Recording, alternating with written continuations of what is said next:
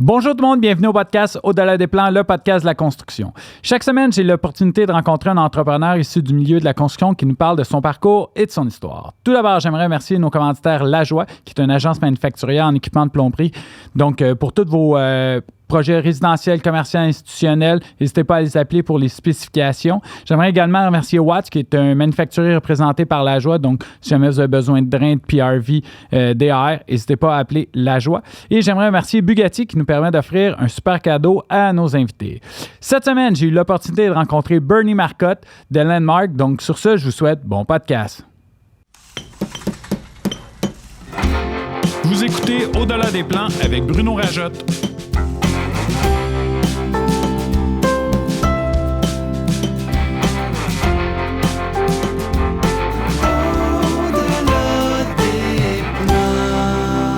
Le podcast de la construction. Partie 2 de l'entrevue. Bienvenue au podcast Au-delà des plans. Fait que quand on s'est laissé, Bernie, la semaine passée, on parlait un peu, ton évolution comme dans la construction. Ouais. Après ça, il est arrivé Triaxis. Oui, j'ai passé un an chez Triaxis à Toronto encore. Belle compagnie qui n'avait pas vraiment de développement d'affaires. Il n'y avait personne qui s'occupait de ça. Qui s'occupait de ça, le marketing. Mais vraiment une belle compagnie. D'après moi, une des meilleures compagnies que j'ai vues en ce qui concerne la gestion de projet. Dominic Fouda, qui est le président là-bas, il y a un processus pour tout. Il y a un playbook pour tout ce qui se passe là-bas. Fait qu'il n'y a pas de marge d'erreur avec lui. Que ce soit quelqu'un sur le chantier, il a le surintendant a son playbook.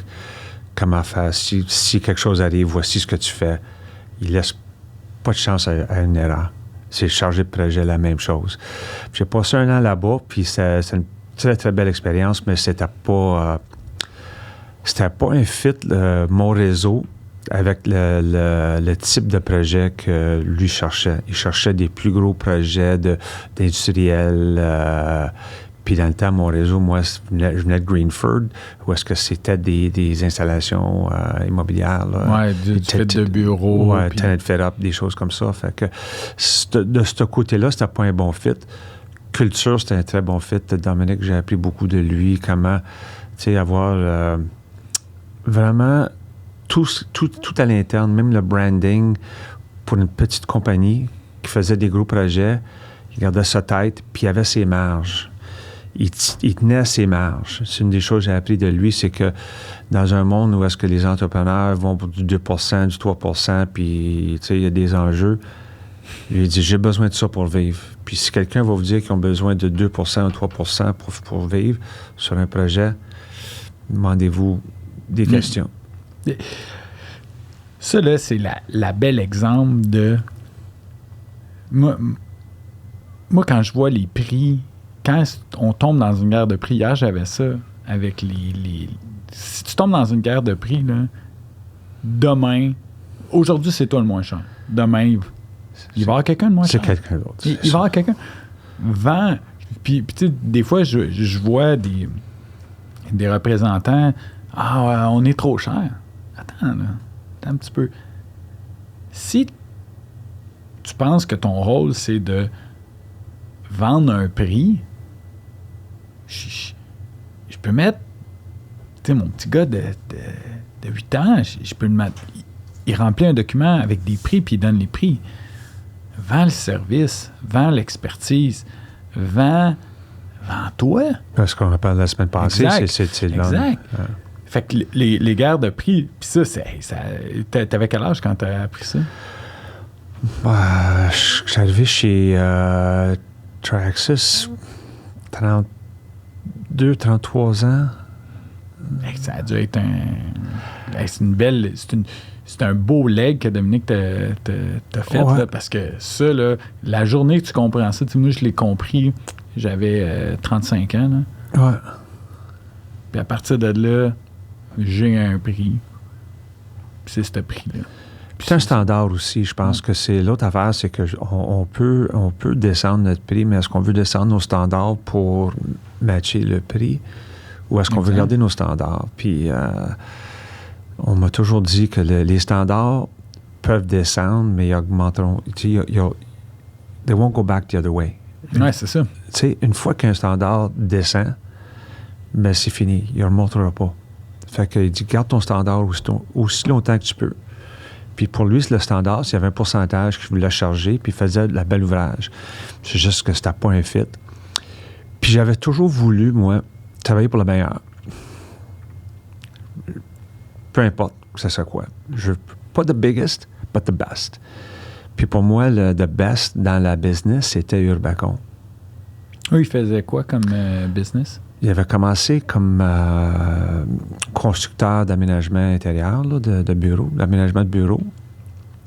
Puis ça a évolué. Puis il commençait la deuxième génération de la compagnie. Fait que c'était des Franco-Italiens de Montréal, Outremont, qui s'étaient établis à Toronto. Puis avait commencé une petite entreprise de...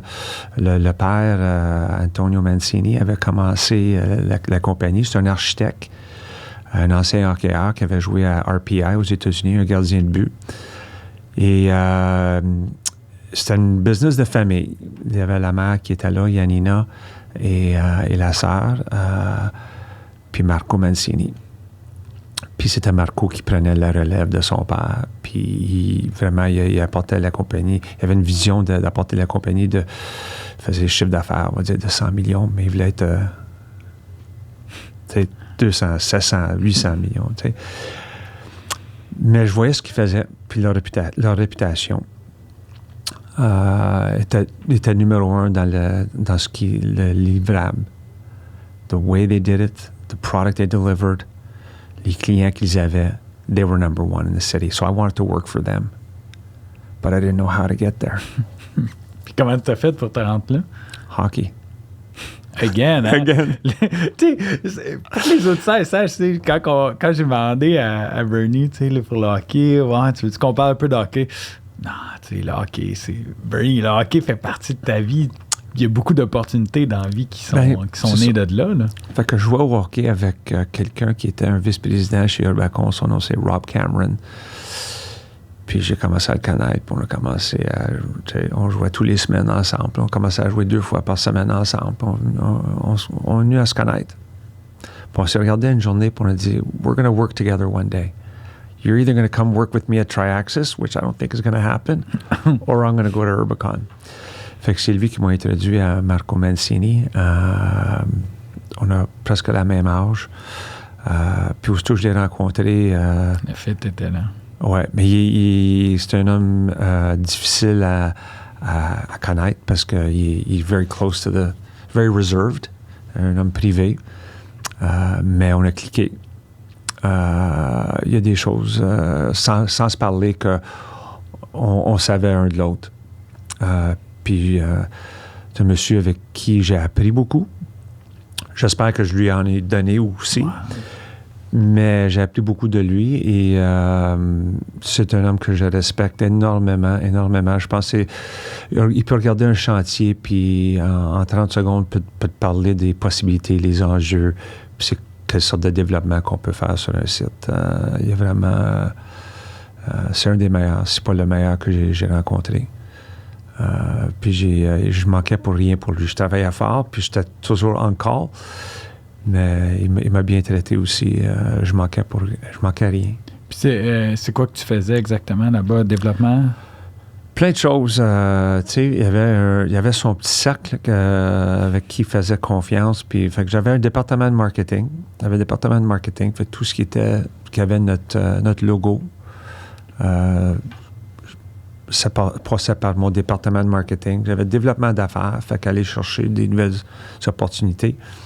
Et on avait à la fin un département de proposition, parce qu'on faisait tellement des grosses propositions que ça prenait un département. Fait que je gérais les 3. Small job. C'est un good job. Ouais. C'est un good job. J'ai appris beaucoup, puis... juste à regarder Marco sur une base quotidienne, là, comment est-ce qu'il travaillait. Mais c'était pas facile. C'était pas un monsieur qui était facile pour travailler. Il avait un tempérament, mais c'est parce qu'il y avait des standards. Je reviens aux standards. Il y avait des très hauts standards. c'est quelqu'un qui avait une appréciation pour la valeur. Ça ne faisait rien de payer pour quelque chose pourvu que la valeur était là. Mais si la valeur n'était pas là, pourquoi payer? Même s'il y a les moyens de payer pour quelque chose, si la valeur n'est pas là, pourquoi l'acheter? Il faut chercher quelque chose d'autre. Je suis encore ami avec Marco. Ouais. On a fait beaucoup de choses. On a fait du développement aux Bahamas.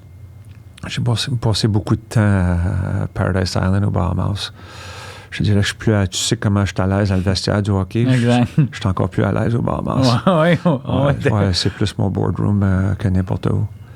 Fait que j'ai passé un temps avec lui. Puis c'était avant la crise de 2008-2009. Je la voyais venir, la crise. Il y avait des changements chez Urbacon. Fait que j'ai été approché par JLL, par John Rosato, un Montréalais. J'ai été approché par John pour me joindre à son équipe. Toujours à Toronto? Toujours à Toronto. Il avait besoin de quelqu'un, une prestance. Aussi pour gérer... pas être le chargé de projet, mais... front guy. Front guy pour un gros projet d'un centre de data pour la banque, une des grosses banques canadiennes, puis le projet s'en allait de côté un peu, parce qu'encore, tu avais un chargé de projet qui n'était pas capable de lire les non-verbales ou les anticipations du client. Fait que j'ai rentré là, puis j'ai aussi commencé à faire du développement d'affaires pour la gestion de projet. Fait que je travaillais étroitement avec les courtiers, un monde que j'étais très familier. Fait qu'on vendait les services du courtage avec la gestion de projet. Le courtier mettait un peu d'eau dans son vin. La gestion de projet, on mettait un peu d'eau dans notre vin, mais la relation symbiotique était un plus pour le client. Fait que là, on a commencé à vraiment décrocher des projets par même temps, mais là, j'avais le gros projet de la banque qui s'allait de travers. Puis, fait que tu as été capable de ramener? En bout de ligne, non. Pas à cause de moi, juste à cause que... Puis encore là, j'ai appris un peu le processus. Il y avait rentré un cost manager qui avait établi un budget, une enveloppe budgétaire c'était 100 millions qu'il avait établi. Puis eux autres, ils ont donné le budget à la banque, puis là, ils sont partis. Puis là, la banque a donné le projet à JLL, puis on était allés chercher les intervenants, les ingénieurs des États-Unis qui avaient des expériences, on parle des années 2008, 2009, 2010, des expériences dans les centres de data. Il n'y en avait pas tant que ça. Il n'y en avait pas tant que ça au Canada. Puis il n'y avait pas tant de constructeurs non plus. Fait qu'on était engagé un des gros constructeurs, puis il y en avait juste 3-4 là, qui pouvaient faire la job. Il y avait Ellis-Dunn, PCL, Aecon, puis Urbacon. Puis aujourd'hui, il y en a pas bien plus. Là. Ah, OK. Il y a beaucoup qui sont capables de construire la coquille. Ça, là, c'est base building, il y a beaucoup de monde. Ouais, n'importe qui. Le inside, ouais. Il y a beaucoup de monde qui me dit « Ah, ouais, telle affaire. » Tu sais, on voit, là, il y a Ellis-Dunn puis PCL qui ramasse actuellement tout ce qui se fait dans le data center. Ils sont très, très puissants dû à leur knowledge. Là. Je te dirais Urbacon qui est en dessous du radar un peu ici, mais sont innovateurs. C'est eux autres qui ont amené Kyoto Cooling, qui l'ont amené au Canada. C'est le père de Marco, Antonio Mancini, qui a apporté ça au Canada. Je suis biaisé un peu, là. Mais c'est ça. Fait que j'étais chez JLL, puis j'étais encore chum avec Marco. Fait qu'on a resté en contact. Puis une petite histoire, un petit side story. Les Canadiens, en 2010, les Canadiens jouaient contre Pittsburgh. C'était la grosse run là, des playoffs. Halak des Nets, des filets, puis Marco, c'était un grand partisan des Canadiens. Moi, partisan des Canadiens. Mais même si on me demeurait à Toronto, là, ça, c'est des choses que... Ça change ça pas. fait partie de ton héritage. C'est là, in the blood. Ouais, ça. Fait qu'on avait organisé un petit groupe. On était 6 qui allaient à Pittsburgh pour la partie numéro 6 qui était pour être la game décisive là, pour cette série-là. Puis on était supposé d'aller sur le jet de Marco. Puis il y avait une petite gang, mais À la fin, la journée avant, Marco, il dit, je peux pas y aller. Il dit, j'ai quelque chose, là. Puis je dis, ben, je peux aller dans ton jet. Souvent, il me l'avait, tu sais... il te l'avait comme passé. Comme passé. Je me souviens, une fois, j'étais à Montréal, puis le jet était ici, mais j'avais un match de hockey, moi. Puis il dit, ben, prends le jet, puis retourne-toi à Toronto, puis va jouer ton match de hockey, puis je te verrai la semaine prochaine. Fait que je dis, do the same thing. Il dit, c'est différent. Il dit, je connais pas les autres, puis là, tu croises une frontière. Fait qu'il dit, je peux pas prendre mon jet. C'est correct. J'ai compris. Ben là, on avait les billets. On a tout été organisé à Pittsburgh, mais on n'avait pas d'avion. Un des gars dans le groupe qui avait les moyens a loué un G5, puis on est allé pour le match. J'ai toute une vidéo que je te montrais. C'était assez spécial. Fait qu'on est allé. Le groupe, mais Marco est resté ici. Mais après le match, j'ai envoyé un texto. J'ai dit, écoute, on t'a manqué. Là. Je t'ai vraiment manqué. J'aurais aimé avoir cette expérience avec lui parce que lui est tellement grand partisan des Canadiens. Puis on a du fun ensemble. I said, I really missed you. I wish you were here.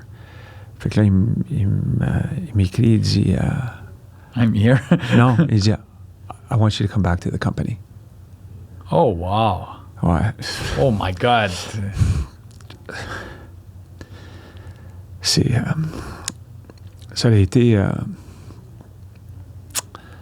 how do I say it? So flattering. Ouais, c'est flatteur. C'est très flatteur, ça. C'était très flatteur que... Puis... c'était comme... Là, j'étais dans le milieu, là, on sortait de l'igloo à Pittsburgh. Les gens, tout partout, on avait tous des gilets des Canadiens.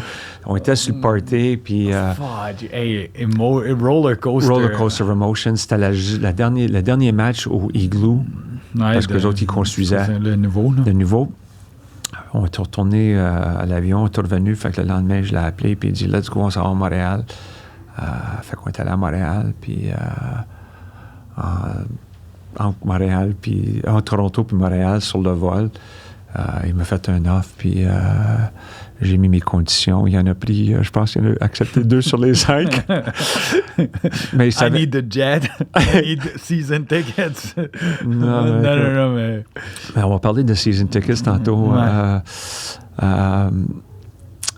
Mais il savait que mon cœur était avec lui, fait que là, t'as drop GLL pour retourner avec Urbacon. Je suis retourné chez Urbacon, puis on a eu du succès. On a acheté des terrains. On a acheté des terrains à Vaudreuil. Dans le temps que les gens... Oui, mais là, attends un petit peu. Parce que là, Urbacon avait pris l'expansion vers le Québec. On avait toujours une licence au Québec. On avait toujours une petite présence. Marco avait toujours un logement ou une maison à Montréal. Fait qu'on était toujours... son cœur, je pense souvent qu'il aimait revenir. Il tissait un peu. Puis il y avait une alliance avec Luc Kenville chez QMD. Fait que... C'est ça. Fait qu'il y avait un petit bureau. On avait un bureau sur le boulevard Hymas à Pointe-Claire. Il a acheté un édifice, on a tout rénové, puis acheté un terrain à Vaudreuil dans le temps que les gens pensaient que Vaudreuil, là, on s'en va pas à Vaudreuil, là, tu sais, 2010, 2011, là, c'est loin, là. Mais aujourd'hui, Vaudreuil, là, c'est l'autre bord de la rue. Mais aujourd'hui, Vaudreuil, c'est the spot to be, là. Ouais, c'est ça. Fait qu'on a acheté des terrains, puis on avait des partenaires, on avait, dans le temps, ça s'appelait ING Real Estate, puis l'ancien Summit REIT qui est revenu comme Summit REIT. Avec Kathy Harder, puis qui était Chief Investment Officer dans le temps. Puis on construisait sur spec. Sur spec en 2010-2011. Ça se faisait pas. Vous étiez quasiment... Ça prenait des couilles, là, en bon québécois. Là, ça prenait des couilles. C'est ça. Puis on a construit, puis ça bougeait pas vite. On avait construit des unités qui étaient divisibles en 5000 pieds. Tu sais, long étroit, puis des kits de chargement. Puis je me souviens, Marco, il dit, on a acheté, je sais pas moi, 250 actes, puis il dit, faut que ça bouge, là. Mais il dit, je pense qu'il faut faire des plus gros quais, divisibles en 25 000 pieds carrés. Puis je disais, coudonc, on n'est pas capable de louer 5 000. Les 5 000. Qui c'est qui dit? Il dit, non, il dit... I got a feeling. C'est ça qu'il y avait, lui. Puis il dit, prépare-moi quelque chose, là. Puis je dis, OK. Fait qu'on a préparé un petit quelque chose. Je me souviens, on est venu à Montréal avec Cathy dans l'avion. Puis Puis en tournant, on passait par-dessus le site. Il demandait toujours au pilote si t'es capable. Es-tu capable de faire un petit fly-by par-dessus le site? Tu sais, des fois, l'avion va passer par Ottawa, mais on dit, passons donc par Vaudreuil. Puis je me souviens exactement, comme c'était hier, on était par-dessus le site, puis Marco, il dit comme ça, il dit, Cathy, I think we should do bigger bays. J'étais comme... Tu voulais pas la réponse, là? Mais je voulais pas le regarder parce qu'on n'avait même pas loué les 5 000. Les 5 000, on en avait pour 115 000, de 5 000. Pas loué. Pas loué, qui brûle un trou dans ta poche, là, avec notre partner. Wow. Puis Cathy, comme ça, a dit « Do it ». J'ai même pas besoin de sortir le pro format. Elle a dit « Do it ». Les mêmes coûts, les mêmes le même budget, do it. Puis ça, c'est parti. Puis les quais de 25... divisé par 25, on a construit 125 000 pieds carrés. Puis ça, c'est loué. Avant que les autres. Avant que les autres soient loués. Oui. Puis ça, c'était, d'après moi, l'intuition de Marco qui avait. Il était capable de regarder une situation et de dire, OK, this is what's gonna go. Not that. Fait que j'ai passé une autre couple d'années avec Marco. 3 ans. Ouais, un autre 3 ans avec lui là-bas. Puis ça allait très bien. On a soumissionné sur des projets pour le Pan Am Games. Que ça, c'était une expérience. Monter un site olympique. Ben, pas construire, juste le pré-qualification qui nous a coûté comme 600 000 $ juste pour monter ça. Puis après ça, on a qualifié. Puis après ça, c'est monter le bid. Ça, c'était un autre million, juste pour soumissionner. Fait qu'on a monté une équipe d'intervenants, architectes, ingénieurs, landscaping, builder. Rebecca n'avait jamais construit un stade olympique. C'est un stade olympique. Un stade olympique. Fait qu'on s'est mis en partenariat avec Hunt Construction, qui est aux États-Unis, un des plus gros dans des stades. Puis un nommé Bill Palmer, qui est le père de Jesse Palmer, l'ancien corps arrière, puis le bachelor, puis ça. Reviens toujours au sport, Bernie. Fait que j'ai fait un bon lien avec Bill, puis c'était le 10 novembre.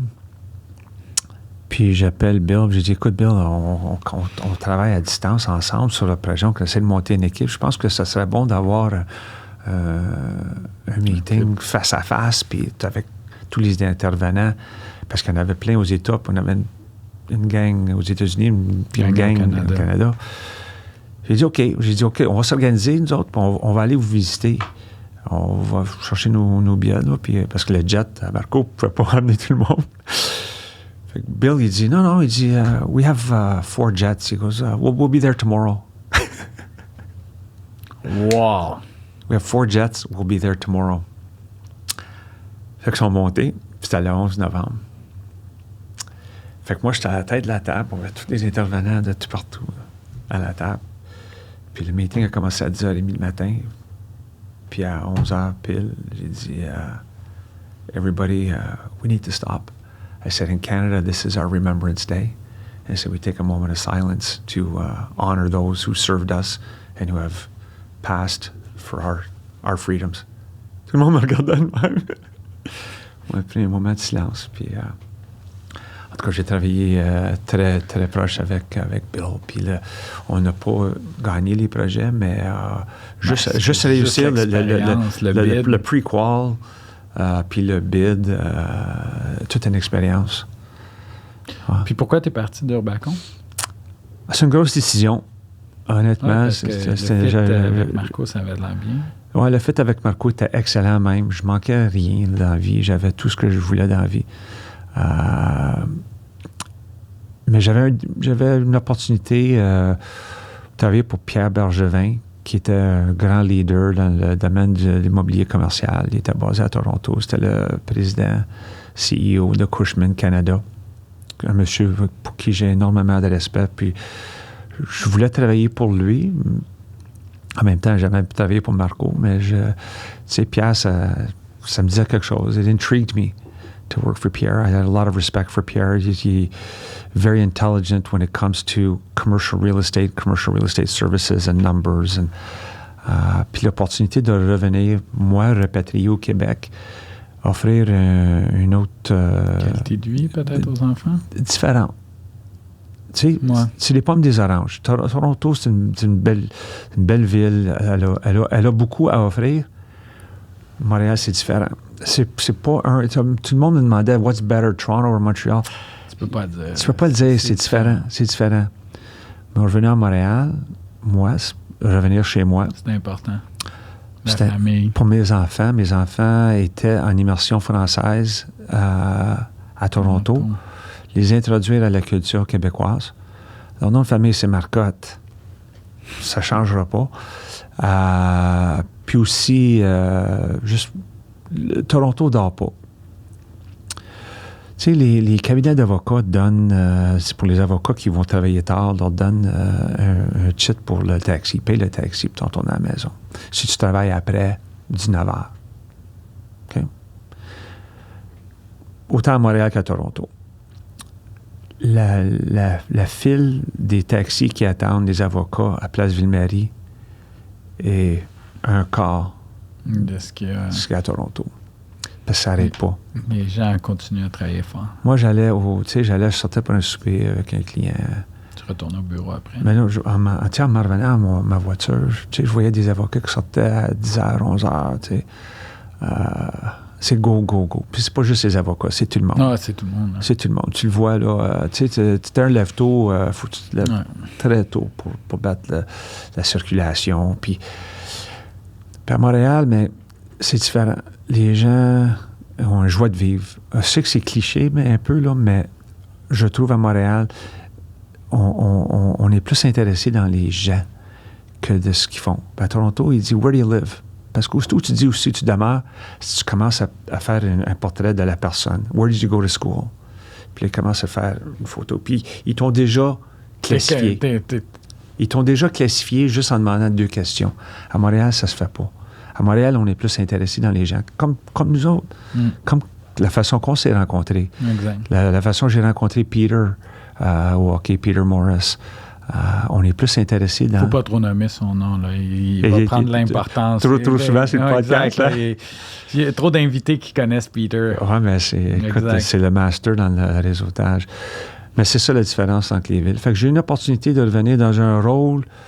Différent, puis un rôle que je courtoyais.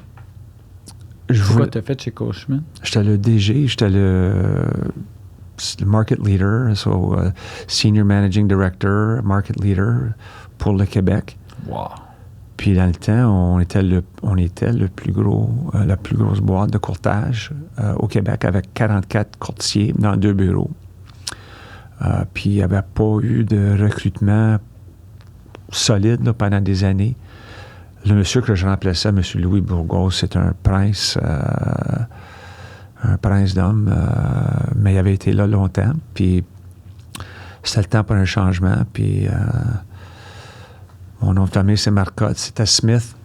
Peut-être que j'aurais pas eu le job. Mais Marcotte, ça fitait bien. Ça fitait bien, c'est ça. Fait que puis c'était un défi que j'aimais. Puis tu sais, la moyenne d'âge, c'était 61 quand j'étais arrivé. Quand je suis parti, c'était 41. Mais Corporate America, il ne faut pas que tu manques tes chiffres. Il faut toujours de la croissance. Fait que fais le changement. Puis rajeunis. Mais ne drop pas tes numbers. Là. Tes numbers, puis ton profit non plus. Que c'était pas évident. Ça devait être un gros défi, ça. C'était... Dans le temps, je considérais pas ça comme un défi. Parce que j'aimais ce que je faisais. Le recrutement, j'aimais ça. Je l'avais bien fait chez Urbacon. C'est une des raisons pourquoi ils m'ont engagé pour Cushman. Fait que c'était organique pour moi. C'était tellement facile. Puis j'aimais engager des athlètes de haute performance. Des joueurs de hockey, des joueurs de tennis. Pour quelle raison? Moi, je les connais, les raisons, mais, non, pour les auditeurs. Là. Pour les auditeurs, mais c'est que un joueur de hockey ou basket qui a joué à un certain niveau, il Ils savent comment... Ils sont compétitifs, premièrement. Ça, j'adore ça. Ils savent comment jongler la vie personnelle, la vie de sport, how to prioritize, dedication, tenacity. La pression. Pressure. I remember talking to a goalie who had played pro hockey. And I said to him, c'est le même goaler qu'on connaît. Peut-être. Sans mentionner de nom, mais... I said, well, you have to make like 100 calls a day and people are going to hang up on you puis ils vont te crier des bêtises. Il dit, hey, j'étais devant 17 000 personnes quand je laissais un but, mon huet, il dit, moi, une personne qui me connaît pas, qui me raccroche au nez, il dit, that's the least of my concerns. Fait que c'est comme ça que j'ai commencé à bâtir le club, pas encore en sport, mais l'équipe chez Cushman. Puis j'essayais d'engager autant que possible en groupe pour qu'il y ait un peu de compétition à l'interne, mais aussi que les gars, ils se checkaient un pour l'autre. Puis je dis les gars, les femmes aussi, mais qui gardaient un œil sur eux autres. Un genre d'équipe, ils laissent tous se monter. Ouais. Tu rentres un rookie dans une équipe, un solo rookie, puis tu rentres 4 rookies dans une équipe, c'est le thinking, puis comment que les gars, puis, tu sais, parce que, tu sais, si t'arrives, puis tu commences à vivre la vie d'un vétéran dès ta première saison versus vivre, tu sais, le passage de rookie, ouais. Fait que, tu sais, dans une équipe de hockey, c'est un moment super important parce que tu commences à builder, à comprendre la game, Fait que, tu sais, je pense que c'est un bon coaching, ça, parce que c'est l'esprit d'équipe, puis en même temps, tu builds ça. Tu sais, l'esprit d'équipe que les vétérans ont ensemble, ils vont pouvoir ils vont pouvoir la transmettre aux kids, mais eux autres, tu sais, the new generation, ils vont builder leur propre thinking l'esprit d'équipe. Oui, c'est ça que j'ai fait. Puis tu voyais, puis ils sortaient ensemble. Ils sortaient en gang, tu sais, ils sortaient les 3-4 là, que j'avais engagés en même temps, ils sortaient ensemble les jeudis soirs, puis je le voyais, tu sais, des gradins, là, si tu veux. Mais je les voyais aller, puis ça me donnait un petit sourire. Tu sais, puis je savais que les jeudis soirs, je savais chez Alexandre, la gang était là. Puis une fois de temps en temps, il y avait un vétéran qui allait avec eux autres. Puis donnait des leçons, tu sais, il parlait, tu sais, juste par jase, il y a des leçons, des meilleures pratiques qui sortent. Puis pour moi, c'était bon parce que je les voyais, puis j'ai dit, eux autres vont rester dans le domaine. Eux autres vont rester dans le domaine parce qu'ils vont, peut-être pas dans le courtage, mais ils vont rester dans le domaine. Dans le domaine. Parce qu'ils vont faire des connaissances. Ils vont avoir un réseau. Puis là, tu as plus un sentiment d'appartenance. Tu vas vouloir rester dans le domaine parce que tu ne vas pas laisser des amitiés. Puis des. Ça n'a pas été facile pour eux autres. Tu commences dans le courtage à 22 ans, 25 ans, whatever. Puis tu n'as pas de salaire. Fait qu'on leur donnait un petit montant pour payer le loyer, là, puis s'acheter un café. Mais it was tough. Those were tough years. Puis moi, j'étais dur sur eux autres. J'étais vraiment dur pour eux autres. Pas parce que je voulais être malin, mais parce que if they're going to make it, they're going to have to learn now. Oui. Parce que c'est les 2-3 premières années, 4 premières années qui sont difficiles pour les courtiers. Mais je suis content de dire aujourd'hui que, à ce que je sache, tout le monde que j'ai engagé comme recrue sont encore dans le business. Il y en a un qui performe un des leaders à Montréal dans l'investissement. Il y en a un autre qui est rendu chez un gros développeur, puis il est en pleine croissance. Là, puis les expériences qu'il vit. Up, down, puis là, go. Puis là, tu sais, des fois, je parle de certains deals, puis là, il fait non, ça n'a pas marché, mais ça va revenir je m'en vais sur non, ces gars-là, il y en a que t'es dérilés, là, c'est sont beaux à voir aller, là. Ils sont beaux à voir aller, mais je te dirais, Bruno, que c'est eux autres qui ont pris avantage de l'opportunité qu'il y avait devant eux.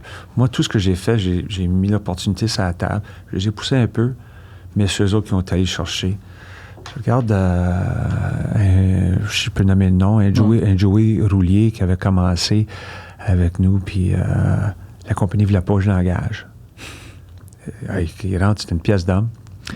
Il arrive, tu regardes ses stats au hockey, puis c'est un dur à créer. Ouais. Mais il avait du skill aussi, hein, parce qu'il a joué. Il a gagné, joué haut, là. Il a joué haut, il a gagné une Coupe Mémoriale. Il a gagné une médaille d'or au championnat mondial. Il a gagné la Coupe Ligue américaine. OK? Ensuite, il est allé jouer en Suisse, il est allé jouer en Russie. Il avait du skill, mais il était dur aussi. Fait que quand il rentre pour l'entrevue, puis c'est une pièce d'homme là, qui rentre à 6 pieds 3, 240, puis il y a de l'encre qui coule un peu. Le monde est intimidé, puis ils ont appelé les ressources humaines chez Cushman, puis il dit, who's this guy? He's a beast, he's this, he's that. He's a fighter, he's this and that. J'ai passé en entrevue, puis la chose que j'ai remarqué tout de suite avec Joe, pareil comme avec PO, c'est que des joueurs, puis d'autres aussi. Ouais. OK? Tu as James Levinskis qui est avec Montoni aujourd'hui, c'est qu'il me regardait comme un coach. Il avait joué au niveau, James avait joué au baseball à Marshall, puis c'était un bon joueur de hockey aussi, puis plusieurs d'autres. Il me voyait comme le coach, pas comme le DG. C'était le coach, puis il était prêt à m'écouter. Même si des fois, le coach, il te fouette un peu. Les coachs, c'est pas tout le temps le fan d'un coach. Hein? Sometimes he gives you a tap on the back, sometimes he gives you a kick in the butt. Fait que Joe, l'entrevue, ce que j'ai remarqué, c'est qu'il me regardait comme son coach. Fait que on a parlé plus de hockey que d'autres choses. Puis il me parlait de son agent. Son agent, quand il jouait, c'était Alan Walsh, qui est l'agent de Fleury, puis Pacioretty. Il y a une coupe il y a un beau line-up. Il y a un beau line-up. Fait que Alan, c'est un ancien coéquipier. Fait que j'appelle Alan, j'ai dit, Alan, what can you tell me about Joe Roulier? He goes, Joe, he goes, if he puts in the same amount of work to become a real estate agent as he did to become a hockey player, you're going to have a winner. Fait que là, j'ai appelé Pierre Bergerin. J'ai dit, Pierre, je veux l'engager. Il dit, Bernie, no way, man. I'm telling you, I want to hire this guy. He's going to be a game changer. Il dit, OK, c'est sur ta tête. Ça marche pas, c'est sur ta tête. J'ai dit, correct. Good gamble, hein? Mais le leadership qu'il avait, avec tous les gens qui étaient autour de lui, il rentrait le matin, il avait déjà été s'entraîner à 5h30. Il arrivait à 7h, 7h30 au bureau. Top shape. Hein? Top shape, premièrement, avec son lunch, la boîte à lunch. Puis je dis, une journée, je dis, Joe, why you bring your lunch all the time? He said, you made NHL money. I said, why'd you go out for lunch? You know, je veux pas m'éloigner du téléphone. Puis les jeunes autour de lui le regardaient. Ils disaient, ouais. Fait que si lui est capable de le faire, moi, je suis capable de le faire. Puis il poussait, puis il acceptait. Ça a dû stepper up les clubs, là. Ouais, puis il acceptait pas. Il y avait un standard qu'il a encore aujourd'hui, qui n'acceptait pas que les joueurs autour de lui soient pas à son standard. Puis s'il y en avait qui flânaient, il les piquait. Il disait, gars, come on. Même si c'est la compétition à l'interne, mais il voulait que tout le monde monte. Tout le monde step up. Ah, fait que c'est ça qui, chez Cushman, on a commencé à développer la relève, si tu veux. Il y a encore des bons courtiers. C'est Jean-Sébastien Vincent, Guy Massé qui est encore là. C'est vraiment là, des gentlemen. Les top guys, for sure, top guys. Guy Massé a fait un des plus gros deals dans l'histoire de Montréal, le deal Erickson. Je l'ai vu pendant un an de temps gruger, puis travailler fort, puis rentrer dans mon bureau, puis c'était toujours pour l'avancement du dossier, mais... Le gros deal, ça, c'est le gros Erickson sur la 40. Sur la 40, 43, là. Puis le voir ce monsieur-là travailler tellement fort sur un dossier que... Tu sais, le jour au lendemain, ça peut partir. Ah. C'est ça, le courtage. Là, tu peux travailler un an de temps dessus, 40 heures par semaine, puis tu es toujours à une minute de perdre le deal, puis un an de travail. Fait que Guy m'a vraiment montré quelque chose. Puis Jean-Sébastien Vincent qui travaille le réseau Québec Inc. Quelqu'un avec qui est poli, very well put together. qui ont du vécu. Jean-Sébastien, he's in the Hall of Fame at Cushman. Learned a lot from those guys, and it was a good journey with those people, for sure. Puis, après Cushman, tu as fait un peu de consultation? J'ai fait un peu de consultation.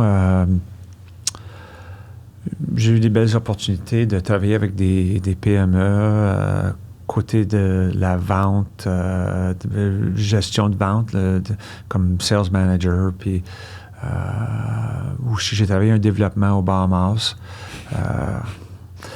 avec un ancien hockeyeur qui avait une propriété au Bahamas. Ça s'est jamais abouti. On avait le deal, on n'avait pas d'argent. Puis après ça, on a eu l'argent, on n'avait pas le deal. Ça arrive, puis, éventuellement, j'ai eu une opportunité, un chasseur de tête qui est venu me voir pour une opportunité à Toronto avec une boîte de courtage, mais un modèle d'affaires différent. Il travaillait dans le domaine de la santé. Il travaillait pour les dentistes et les médecins au travers de l'Amérique du Nord à partir de Toronto. Ça s'appelle Cirrus Consulting. Puis j'étais le premier vice-président puis le DG de la compagnie. Puis c'était vraiment un centre d'appel un peu prestigieux, là. Mais tu avais des gens qui faisaient la vente. Fait qu'ils appelaient les médecins puis les dentistes au travers de l'Amérique du Nord. Et pour un forfait, on était payé par le médecin. On donnait le dossier à un transaction manager, une personne qui faisait les négociations, essayer de trouver les espaces, encore de Toronto, n'importe où en Amérique du Nord. Très beau modèle d'affaires. Très beau modèle d'affaires. Ça, il y avait une force qui me rappelait au Québec. Fait que je faisais la navette un peu. Je travaillais un peu à la maison, mais un peu à Toronto. J'avais un logement là-bas. J'avais ma conjointe ici à Montréal, puis je faisais la navette, puis à un moment donné, je dis, it's too much. On ne déménage pas à Toronto. Nos enfants sont ici. Fait que je suis revenu à Montréal. Et c'est là que je me suis joint avec Landmark. Puis le Landmark, c'est un gros move encore. Là. C'est un gros move. Je pense que c'est un plus gros move pour eux que pour moi. Vraiment une compagnie unique. We are uniquely positioned to offer a full menu of services for corporate users. Fait que on fait de A à Z pour nos clients, mais on n'est pas sur le côté transaction comme les boîtes de courtage. Les boîtes de courtage courroient des transactions. Nous autres, on courroie des relations. Puis nos courtiers à l'interne ils ne courroient pas des deals. Okay? Ils font des transactions. Puis ils ne sont pas payés à commission, ils sont payés à salaire. Donc, ils ne sont pas biaisés sur un move. Tu sais, tu peux rester, tu peux partir, j'ai mon salaire. Right? En bout de ligne, j'ai mon salaire. Fait qu'on a une petite équipe qui font ça. Fait qu'on a des services de transaction management qui fait les transactions, que ce soit une nouvelle installation, renouvellement, nouvelle installation, avec des nationales. On travaille pour UAP, Belleron, CAE. My God. It goes on and on. Tu sais, une bonne liste de clients. J'en manque, j'en suis sûr, là, mais une bonne liste de clients. On a comme une cinquantaine. Oui, une bonne liste de clients. On fait le transaction management, qui est les transactions. On fait la gestion de baux. Fait que tu prends un UAP comme exemple, qui reçoit des factures des bailleurs, puis des fois, c'est des coûts qui sont pas allure. Pas d'allure, ou qui sont pas nécessairement la responsabilité du locataire, mais on a des gens qui gèrent ça. Puis c'est une fonction de comptabilité, mais c'est de la comptabilité en immobilier commercial. Pas juste la comptabilité. C'est une différence, il y a une nuance là-dedans. Fait qu'on fait ça aussi pour nos clients. On travaille sur les audits de baux. À la fin de l'année, on regarde les baux, puis on trouve des erreurs. Puis des fois, c'est des erreurs qui sont... it's just laziness, des fois, de la part des bailleurs. C'est qu'ils ont pas...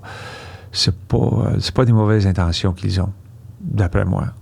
Mais on en trouve. On trouve des aubaines puis des gros dollars. Puis on fait de la gestion de projet pour nos clients. C'est un rebranding, un déménagement, un réaménagement, quoi que ce soit, au travers du Canada. OK? Et on fait un property management. Fait qu'on a, des fois, il y a C'est gros, il y a de nos clients qui ont des propriétés, puis ont besoin de la gestion des propriétés.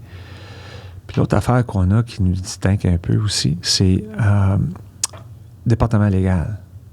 On a des avocats qui travaillent sur nos transactions, c'est sûr. Mais des fois, ils vont travailler pour un client juste sur leur transaction. Même si on ne fait pas la transaction, nous. C'est un autre courtier qui a fait la transaction. Fait qu'on a un cabinet d'avocats à l'interne. Fait que c'est vraiment un menu complet, mais on représente juste les locataires. On ne représente jamais le bailleur, qui nous distingue un peu. Puis le service de menu, avec le fait que sur les transactions, on ne travaille pas les gens ne travaillent pas à commission de la compagnie. Ouais, c'est ça. C'est ça, il y a une commission due à la transaction, mais tu ne travailles pas tu travailles pas comme à commission. Les employés ne travaillent pas à la commission. C'est ça la nuance. Ça fait une grosse différence. C'est une grosse différence parce que tu sais, quand c'est ton gagne-pain, des fois, tu vas peut-être changer. L'argent, là, ça peut faire changer bien du monde. Puis, des fois, ce que je trouve plate un peu de l'argent, c'est que ça fait tomber, ces fois, certaines valeurs qui sont primordiales dans comme travail d'équipe. Là. For sure. Puis, fait qu'on a ces éléments-là. Je pense que c'est une bonne chose. Oui. Puis, au niveau de transparence avec nos clients aussi, en ce qui concerne les honoraires. Puis, fait que pour nous autres, c'est une fois qu'on rentre, puis goûte au miel, on est in. On part pas. C'est, nous, le défi, c'est de rentrer parce que, tu sais, ça prend une certaine ampleur, un certain nombre de sites pour que ça vale la peine pour nous. On va en faire des one-off, tu sais, mais UAP a 200 quelques, Belleron en a 200 quelques, CA en a une gamme. C'est des joueurs majeurs qui c'est un long-term deal. Vous ne cherchez pas un one-shot deal. Là. Non, c'est ça. Puis, mais on se considère un peu la voix du locataire au Canada. Parce qu'on travaille de Victoria à Terre-Neuve, les territoires inclus. On est licencié presque tout partout au Canada. On est capable d'être la voix. On est capable parce qu'on n'est jamais l'influence du bailleur. Tu sais, qui ont des carottes des fois qui disent, écoute, I'm the landlord, I give listings. Ça peut être, encore une fois, c'est l'argent qui peut faire changer les choses. Une des choses différentes que j'ai vues de Montréal et Toronto, c'est que les courtiers à Montréal ont plus... they court. They go after the landlords more. Their relationship with the landlord is more like they go after the landlords.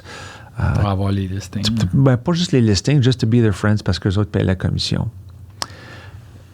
J'ai pas vu ça à Toronto. À Toronto, le courtier dit, moi, j'ai un locataire de 25 000 pieds carrés. Il n'y a pas un bailleur qui ne retournera pas mon appel. Ouais, c'est sûr quand tu amènes un client... Je vois la tendance des courtiers à Montréal qui comprennent pas c'est qu'eux autres qui ont le levier. C'est vrai qu'il faut avoir une bonne relation avec le bailleur parce que vous allez faire des deals ensemble puis il va y avoir de l'argent qui va s'échanger demain. Mais c'est toi qui as le client, c'est toi qui as le pouvoir.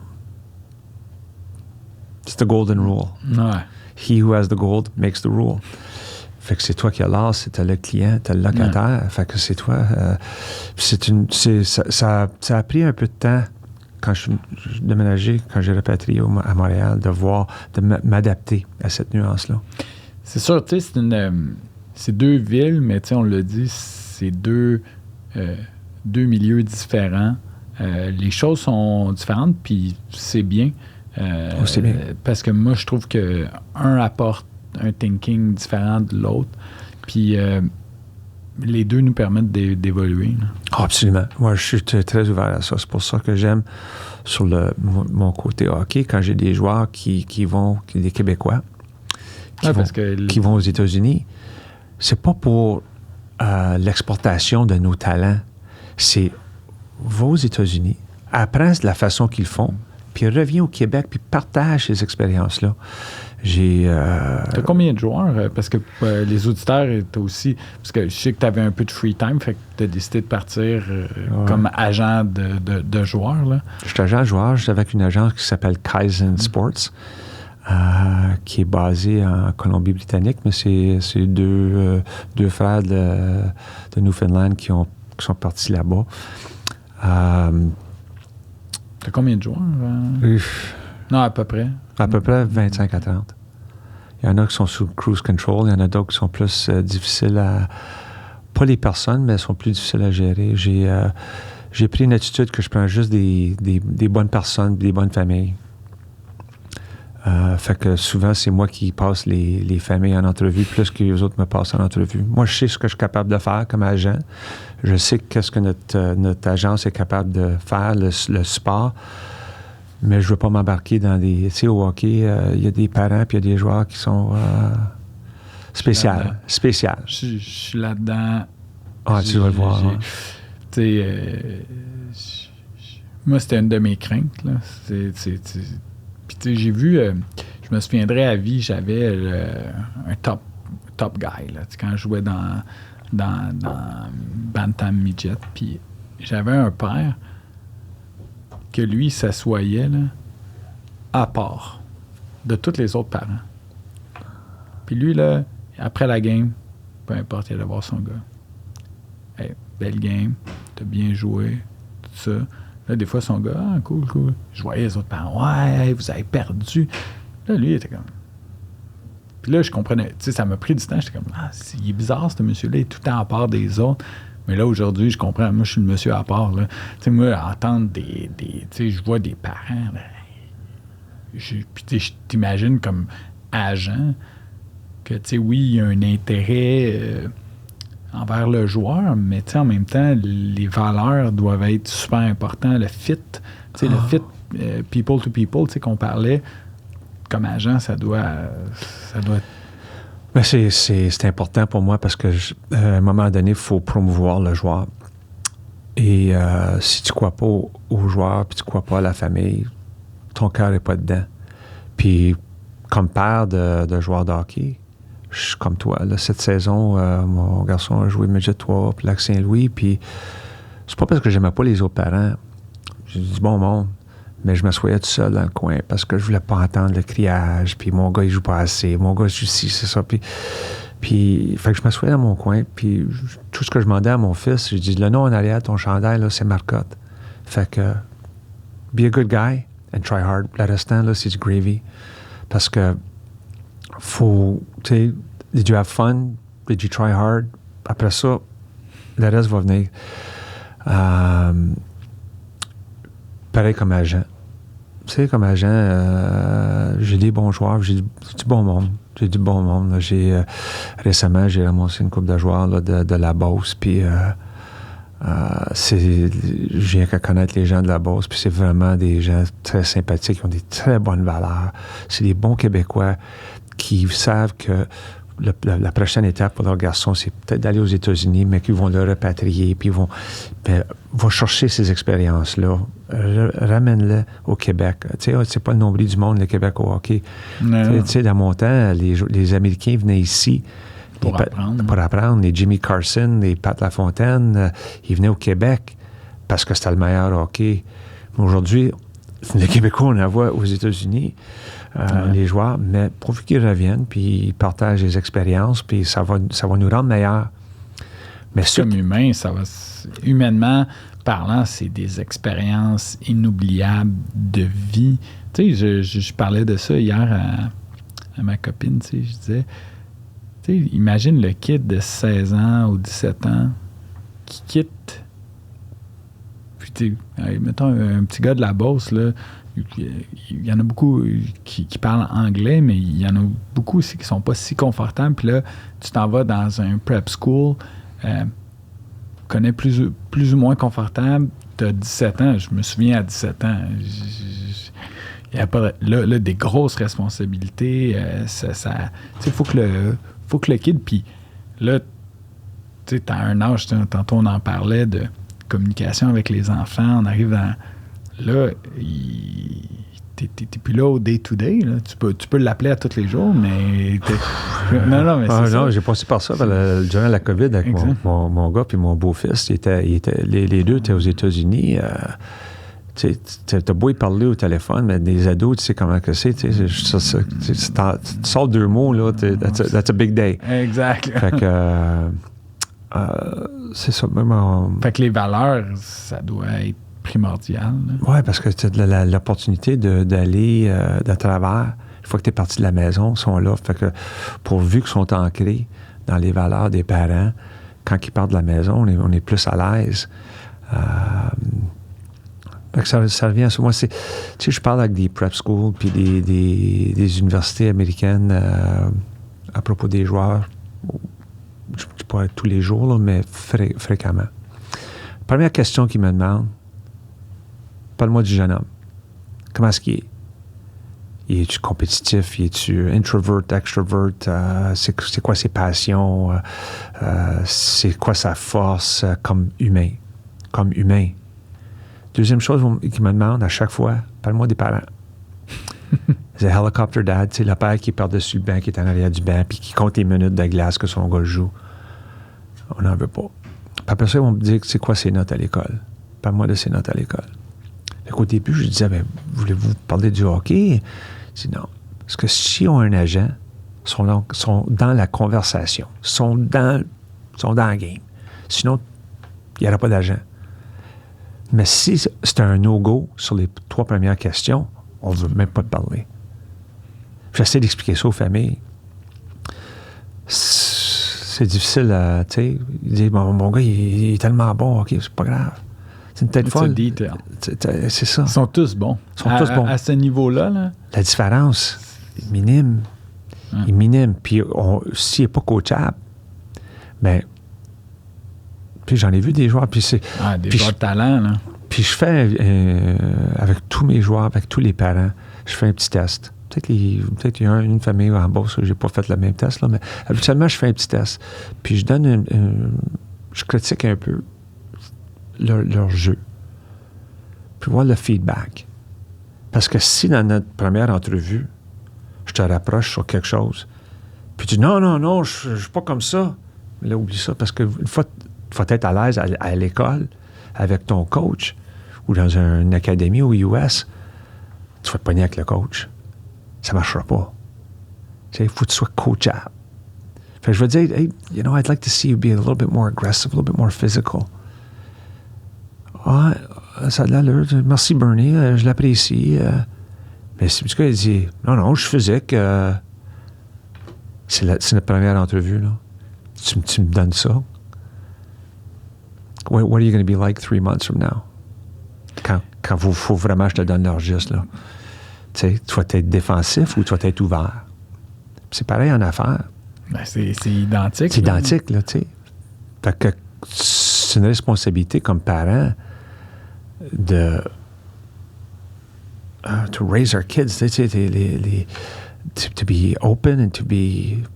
Pas de faire piler ses pieds, là. Je parle pas de ça, mais être ouvert quand quelqu'un te dit, écoute, peut-être tu devrais te réveiller un peu plus tôt, ou peut-être tu te forcer un peu plus ses devoirs. Tu peux-tu peaufiner ça? Hey, je viens de faire 6 heures de job dessus, il est peaufiné. What? Non. Exactement. Can you do the extra mile? Can you do, tu sais, être ouvert à ça. Fait que je le fais avec tous mes joueurs, tous les joueurs. Un petit... Puis je regarde des vidéos, puis je dis, ouais, ça c'est un beau jeu, peut-être, tu sais, garde la tête haute ou whatever, peu importe c'est quoi. Hey, mais ça, c'est un bon... je vais garder ça en entrevue, Bernie. Je fais ça, les entrevues. Quand j'engageais du monde, là, ouais, toujours. Juste voir si... C'est quoi le pushback? Hey, je l'ai vu des choses. Il y avait je passais un jeune en entrevue chez Cushman, puis il arrive avec un café Starbucks. Il rentre dans l'entrevue avec un café Starbucks. J'ai dit, hey, c'est bon, t'aimes le Starbucks, hein? Il dit, ouais, moi tout.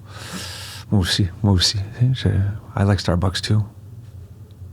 Je fais ça de même, puis il n'a pas catché que tu t'en vas en entrevue. T'en amènes un. Ben, t'appelles, tu dis, écoute, je m'en viens, veux-tu un café? Ou ça te ferait-tu quelque chose si j'apporte mon café? C'est des petites choses comme ça que. Je dirais pas le nom parce que I don't want to embarrass the kid, mais il y avait un jeune homme que j'avais engagé qui était encore dans le domaine. Puis il était arrivé, on est allé luncher. Puis il a pris sa fourchette, puis il y avait un steak. On est allé chez Steak Frites, puis il a coupé son steak, puis il a pris sa fourchette, puis il a mis comme ça dans ta bouche. Je regardais, je dis, ouais, c'est pas de sa faute. C'est pas de sa faute à lui. Personne n'y a dit. Personne n'y a dit. Fait que j'ai fait une session où est-ce que j'ai fait rentrer quelqu'un qui montrait les manières, puis comment, où ta fourchette à voir. C'est ça. Tu sais, je demandais des questions, je parle un peu, là, scatterbrain, là. Ouais. Je demandais toujours en entrevue, qu'est-ce que tes parents ont fait dans la vie? Puis c'était pas ce que le parent a fait dans la vie, c'était la façon que la personne me répondait. Puis j'en avais un en particulier qui dit, mon père se levait 5h30 le matin. Maman avait son déjeuner prêt pour lui. Il allait à la shop avec son lunchbox puis son journal de Montréal. Puis il revenait, il finissait à 3h30. Il revenait chez nous 4h30 pile. Puis on mangeait toujours en famille. Puis il dit, le vendredi, il avait sa bière à la maison. Il a travaillé fort. La façon qu'il m'a dit ça, la fierté qu'il avait de ce que son père faisait, c'était plus important que son père travaillait dans l'usine.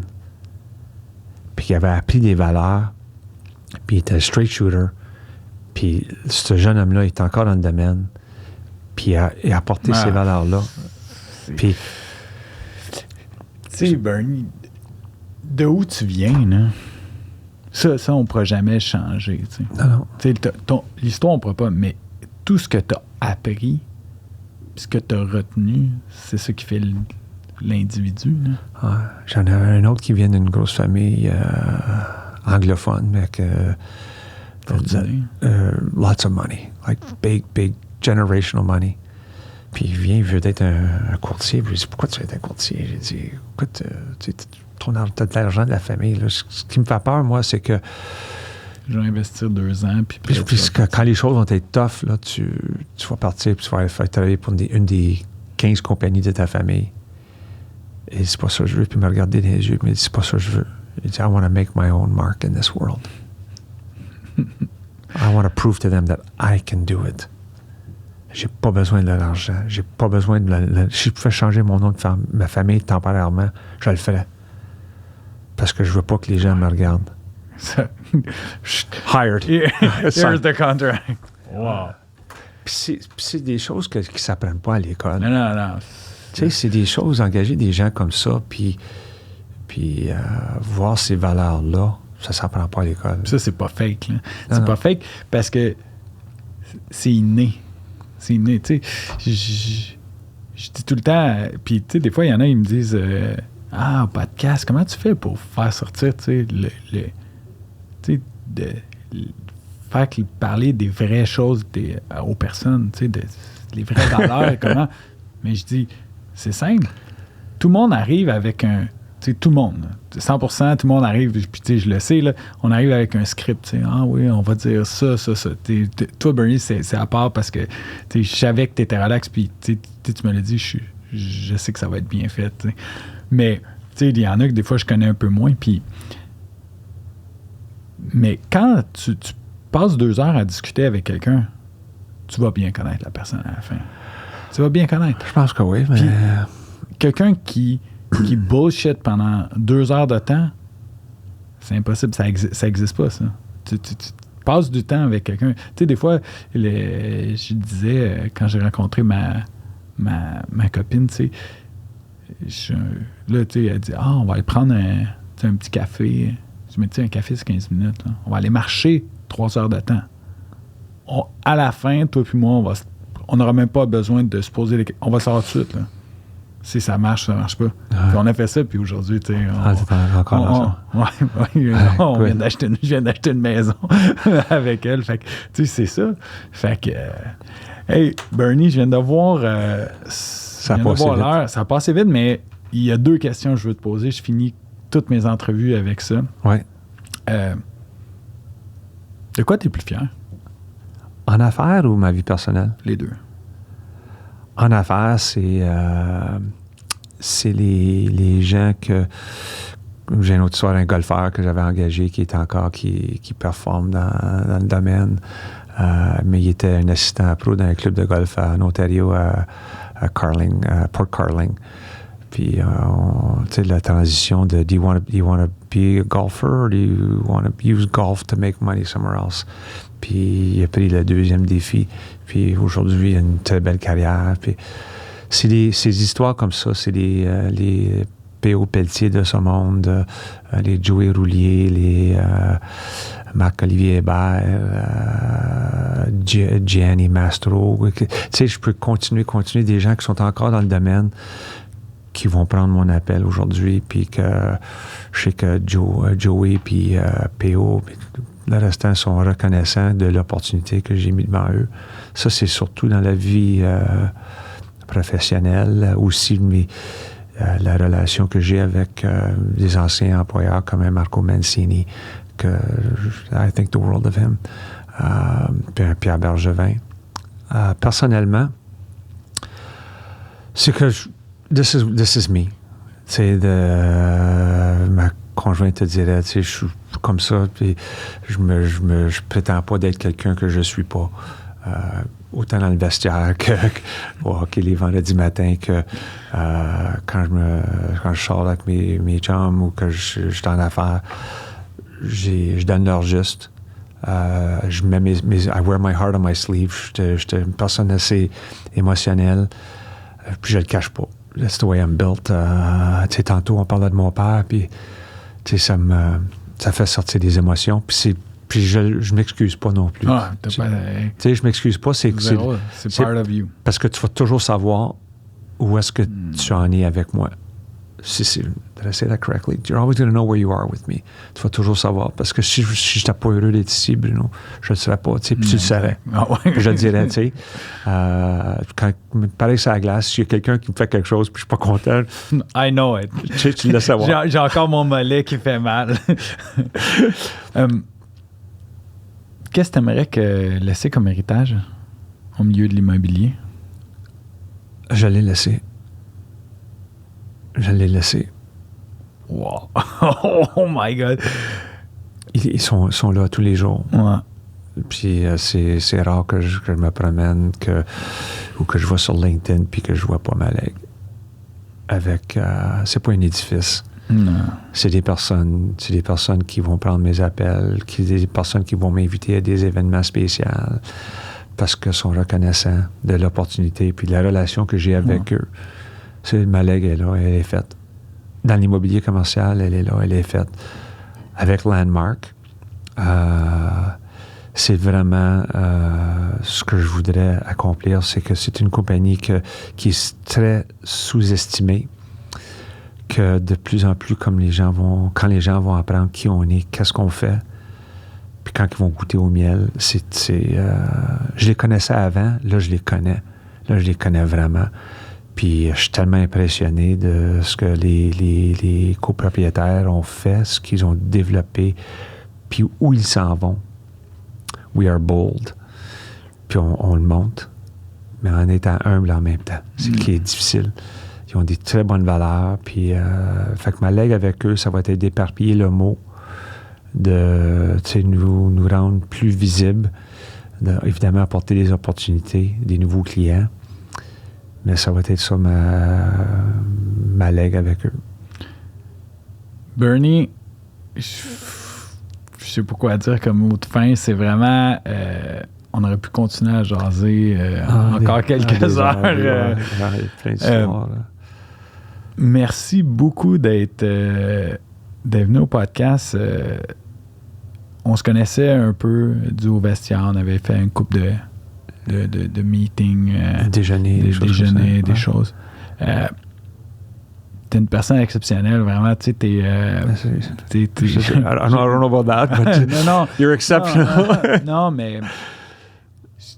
Tu sais, t'es tout dans l'humilité. T'as accompli des belles choses. Mais tu sais, je pense que ce qui va ressortir de ce podcast-là, c'est ton côté humain. Tu sais, tu as un instinct au niveau de l'humain, puis tu as aidé beaucoup de gens. Il y a beaucoup de gens qui t'ont aidé aussi, tu vas me dire. Ouais. J'ai eu des opportunités. C'est ça qui est beau, c'est tu suis tes valeurs, tu suis ton instinct au niveau des gens, puis je pense que ça t'a permis de créer une belle carrière. Il en reste encore, là. Il en reste encore. Il en reste pas mal. 58. Il en reste pas mal. Ouais. J'ai du fuel. Ouais, c'est ça. Ouais. Mais écoute, Bruno, je savais pas à quoi m'attendre. J'étais, comme tu sais, un peu réticent. Exact. Je pensais pas que mes histoires seraient intéressantes pour les gens, mais tu as réussi à faire sortir des choses de moi, puis je l'apprécie beaucoup, puis je t'apprécie parce que j'ai été regarder une couple de tes podcasts, là, puis là, je commence à faire du binge watching, là, puis tu as vraiment un acte, si ça ne marche pas avec la joie, mais tu auras toujours une place dans le podcasting. Là, puis, merci beaucoup, Bernie. Non, c'est vraiment pour tes auditeurs, là, ce que j'ai vu à date, tu apportes c'est une différente approche, puis tu t'offres des différentes perspectives. J'avais un courtier que tu avais, Étienne, là, il y avait quelque chose à dire. Moi, j'ai quelque chose de différent. Puis je pense que c'est le Baskin Robbins du monde d'affaires. There's 32 different flavors. Puis you're able to bring it out in people. So I really appreciate you. So thank you. Merci beaucoup. Je vais prendre 2 minutes pour remercier ma gang. C'est un travail d'équipe, le podcast. Moi, je suis juste le front guy. Donc, Fred, Pierre, Nico, merci beaucoup, les boys, de me donner cette opportunité-là à toutes les semaines. Antonella, Mylène, Diane, merci de mettre en place le podcast, ces réseaux sociaux, de mettre ça tout possible. Merci, un gros merci à Mylène de « Oh, tu peux-tu changer ça? Tu peux-tu reprendre l'extrait? » Je sais que c'est des fois, je suis un petit peu difficile, mais c'est mes exigences. Je pense que ça donne un beau résultat.